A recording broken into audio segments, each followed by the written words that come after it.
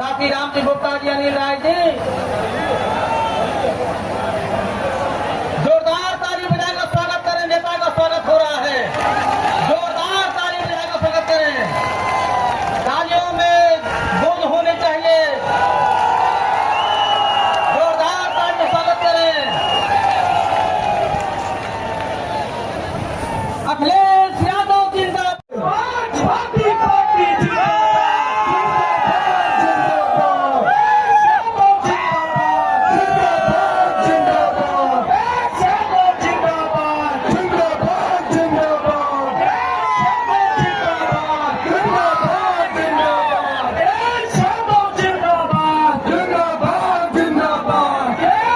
साथी राम जी गुप्ता जी, अनिल राय जी, जोरदार ताली बजाकर स्वागत करें। नेता का स्वागत हो रहा है, जोरदार ताली बजाकर स्वागत करें। तालियों में गूंज होनी चाहिए, जोरदार ताली में स्वागत करें। अखिलेश यादव जी क्या है, अपना विकास नहीं बता रहे हैं। वैसे तो हर गरीब के लिए वो बुलडोजर तैयार रखते हैं। अगर कहीं घर गिराना हो, मकान गिराना हो तो बुलडोजर तैयार रहता है। लेकिन जितने भी पेपर लीक हुए हैं, पेपर लीक करने वालों के एक एक घर पे ही बुलडोजर चला हो तो बता दीजिए। और ये बुलडोजर जानबूझ करके नहीं चलाया, क्योंकि पेपर लीक करने में सब बीजेपी के लोग शामिल हैं। ये पेपर लीक नहीं हुए हैं, ये सरकार ने पेपर लीक कराए हैं, जिससे नौजवानों को नौकरी न देनी पड़े। नौकरी न मिलने से केवल उनका सपना नहीं टूटा है नौजवानों का, 1/3 जीवन इस सरकार ने बर्बाद किया है। उसका जवाब इस बार जनता वोट डाल के देगी। अग्निवीर व्यवस्था हमेशा हमेशा के लिए ख़त्म होगी। और जो आरक्षण को लेकर के खिलवाड़ करना चाहते थे, मुझे खुशी है इस बात की कि बहुजन समाज के लोगों ने, और ख़ासकर वो लोग जो बाबा साहब भीमराव अम्बेडकर जी के रास्ते पे चलने वाले लोग, उन्होंने संविधान की लड़ाई को अपनी लड़ाई समझ लिया है। वो अपने सम्मान और अपने अधिकार और अपने न्याय की लड़ाई को समझ रहे हैं। इसलिए जो संविधान उनका संजीवनी रहा, उसके लिए एक एक वोट डाल करके वो संविधान बचाने के लिए निकल पड़े हैं। सर, मायावती जी को कह रहे हैं कि आप बी टीम है, वहीं आप आकाश आनंद को लगातार तारीफ कर रहे हैं, क्या है सर इसके पीछे? देखिए, किसी नौजवान ने कोई शुरुआत अच्छी की हो और वो कुछ अपने समाज और विचार को लेकर के चलना चाहता हो, उसी को रोक दिया, पाबंदी लगा दी, तो ये खैर उनका अपनी पार्टी का मसला है। क्योंकि एक नौजवान आगे निकल रहा था, एक उम्र की वजह से मैं उसके पक्ष में हूँ। मान लो अभी इस रैली में एक लड़का आया जो बैरिकेडिंग तोड़ करके निकल के और मेरे मंच तक आ गया। सोचो उसकी चिट्ठी में क्या लिखी थी, वो अग्निवीर व्यवस्था को ख़त्म करना चाहता है। तो सोचो जो नौजवान तोड़ करके वो हासिल करना चाहता हो नौकरी, तो सोचिए ये गुस्सा है लोगों के अंदर।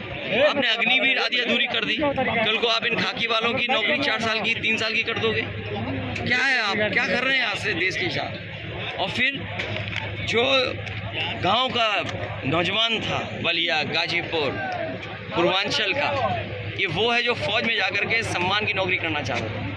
आपने उसे सम्मान की नौकरी से दूर कर दिया। ये जो पीडीए परिवार है, ये पीडीए और पी से पूर्वांचल, तो पूर्वांचल और पीडीए परिवार और पी से ही प्रोग्रेसिव, एनडीए एन निगेटिव हैं। ये नकारात्मक राजनीति करते हैं। एनडीए मतलब निगेटिव, नकारात्मक राजनीति करते हैं, और जो एन से हैं वो भी नकारात्मक हैं। इसीलिए उनकी भाषा बदल गई। पी प्रोग्रेसिव हैं, पी पीडीए परिवार सबको साथ लेकर चलने वाले लोग।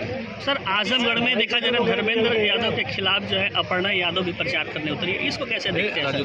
कोई बात नहीं, ये कोई बड़ा मुद्दा नहीं है। जी सर, बड़ा मुद्दा ये है कि बलिया आते आते डबल इंजन के इंजनों का धुआं क्यों निकल जाता है। सर, अपर्णा यादव का जो प्रचार है, सर अपर्णा यादव का जो प्रचार है, कोई यादवों पर कोई असर पड़ेगा, यादव वोटरों पर आजमगढ़ में? सर, अपर्णा यादव ये लड़ाई संविधान बचाने की है।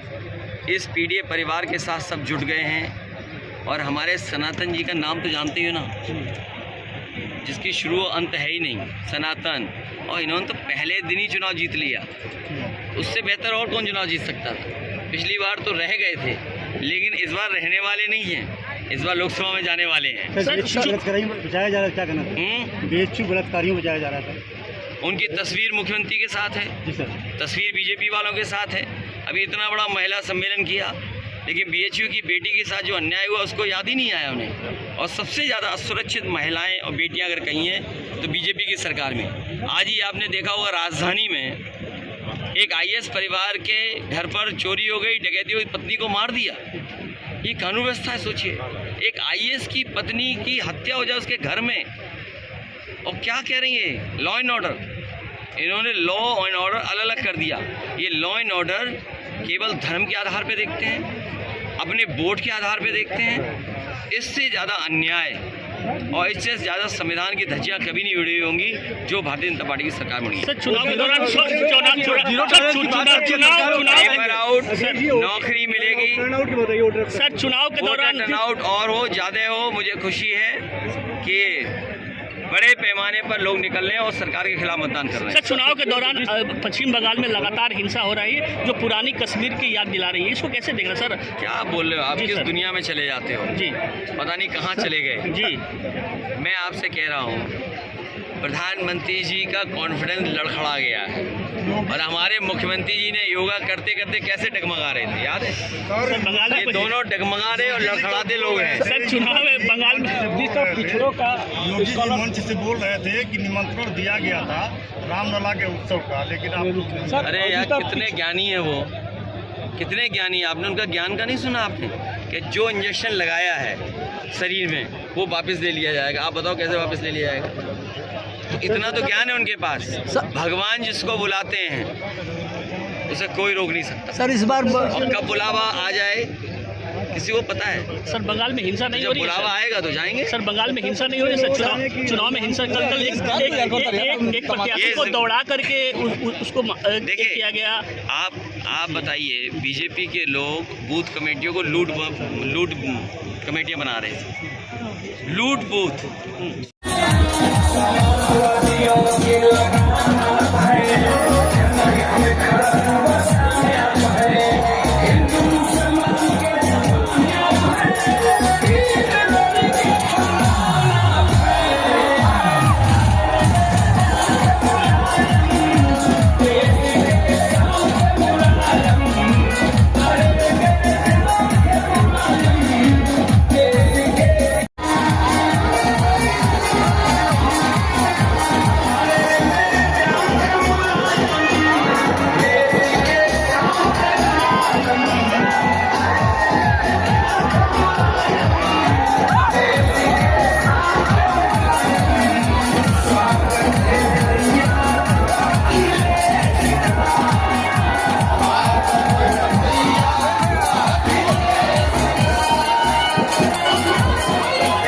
दौड़ा करके उसको देखिए, किया गया।